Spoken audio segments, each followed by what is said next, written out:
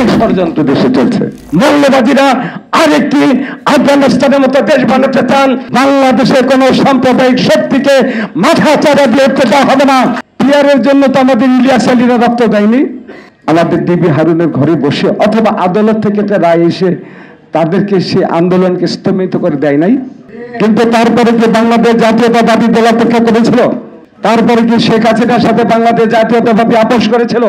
আপোষ করেনি বলে সর্বশেষ কোটা আন্দোলন স্তম্ভিত হয়ে এবং তাদের দাবি তাদের আদায়ের পরেও কিন্তু ওই 16 বছরের ধারাবাহিকতার মধ্য দিয়ে স্বৈরাচারী শেখ হাসিনা তারেক রহমানের নেতৃত্বের মধ্য দিয়ে ছাত্র জনতা ঐক্যবদ্ধ ভাবে আন্দোলন সংগ্রামের মধ্যে দিয়ে এই শেখ হাসিনা পালিয়ে যেতে বাধ্য হয়েছে। অনেক ষড়যন্ত্র দেশে চলছে। আজকে দেখেন যে গত কয়েকদিন হলো আমাদের প্রতিবেশী নেপাল, আমরা কিন্তু অনেকগুলো কথা বলেছি।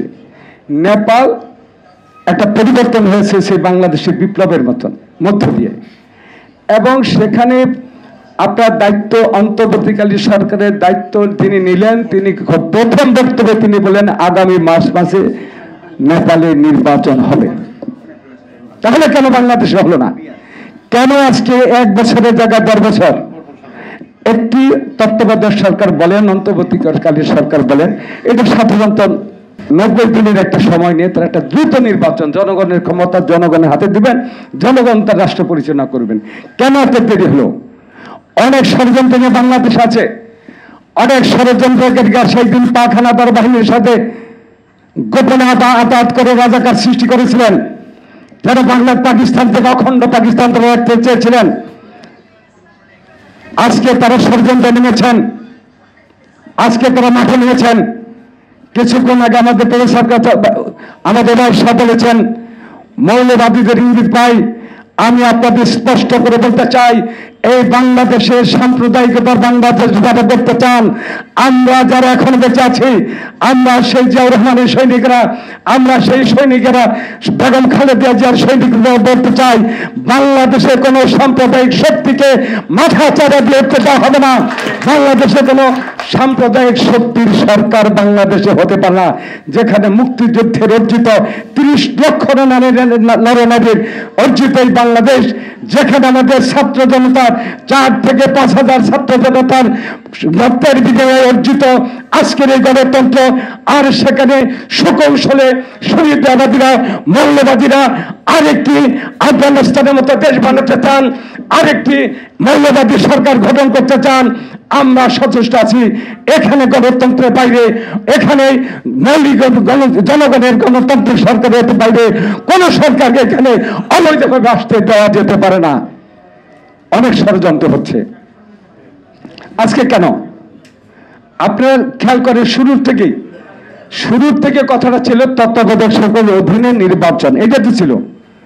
আজকে কেন আপনার একটা দাবি আনলেন? দাবিটা কি? পিয়ারের জন্য তো আমাদের ইলিয়াস আলীরা রক্ত দেয়নি। পিয়ারের জন্য তো আমাদের চৌধুরী আলম থেকে এই প্রায় 4000 নেতা কর্মীরা রক্ত দেয়নি। পিয়ারের জন্য তো প্রায় আমাদের 60 লক্ষ নেতা কর্মীকে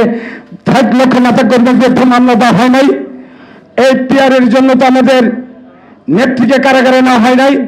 এই পিয়ারের জন্য তো আমাদের ভারপ্রাপ্ত চেয়ারম্যান আজকে 17 বছর নির্বাসনে আছেন। পিয়ারের জন্য নয়, একটাই দফা ছিল তত্ত্বাবধায়ক সরকারের অধীনে নির্বাচন দিন, যিনি ক্ষমতায় আসবে আমরা তাকে সেলুট করে বরণ করে নিব। এটা একটা ষড়যন্ত্র, ওই মৌলবাদীদের ষড়যন্ত্র, যারা হোসেন মোহাম্মদের সাথে হাসিনার সাথে একত্রতা ঘোষণা করে নির্বাচনে গিয়েছিলেন। আজকে তাদেরকে চিহ্নিত করতে হবে।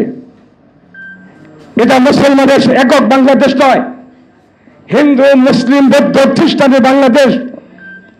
এই বাংলাদেশ জওয়ান সৃষ্টি করেছিলেন হিন্দু মুসলিম বৌদ্ধ খ্রিস্টানরাই, যুদ্ধের মধ্যে দিয়ে রক্তের বিনিময়ে এই বাংলাদেশ অর্জন করেছিল। অনেক সুকৌশলে একটি ধর্মতান্ত্রিক পদ্ধতিতে দেশ পরিচালিত হচ্ছে। আমি আপনাদের প্রতি অনুরোধ থাকবো, আসুন আমরা ঐক্যবদ্ধ থেকে দেশ থেকে বাঁচাই, আধিপত্যদের হাত থেকে দেশ থেকে বাঁচাই, দেশে গণতন্ত্র আমরা আমাদের মধ্যে ফিরিয়ে এনে একটি গণতান্ত্রিক রাষ্ট্র ব্যবস্থা কায়েম করি, যে চিন্তা চেতনার মধ্য দিয়ে আমাদের প্রাণপ্রিয় নেতা ভারপ্রাপ্ত চেয়ারম্যান একজন আজকে থেকে 2 বছর আগে 31 দফা দাবি দিয়েছিলেন। সেই 31 দফা দাবিকে যদি আমরা বিশ্লেষণাত্মক ভাবে যাই, সেখানে ওই দফার মধ্যে যে একটি কল্যাণমূলক রাষ্ট্র প্রতিষ্ঠিত হতে পারে এবং আমাদের সংবিধানকে রক্ষা করতে হবে। এই সংবিধানের মধ্য দিয়ে এবং প্রয়োজন সংস্কার হবে।